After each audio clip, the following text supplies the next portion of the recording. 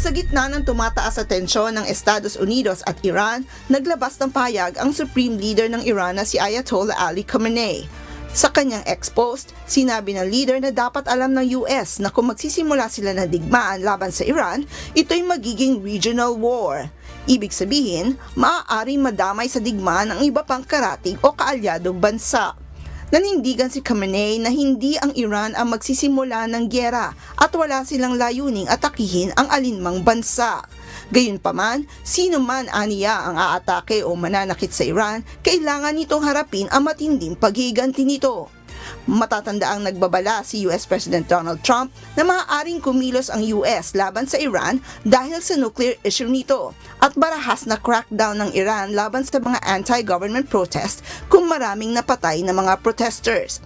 Gayunpaman, sinabi ni Trump na mayroon nang isinasagawang seryosong negosasyon ang US at Iran at umaasa ito magiging katanggap-tanggap ang magiging kasunduan. Sa kasalukuyan, patuloy ang pagdadagdag ng presensya ng militar ng US malapit sa Iran. Kabilang na dito ang pagpapadala sa lugar ng USS Abraham Lincoln, isang US Navy aircraft carrier.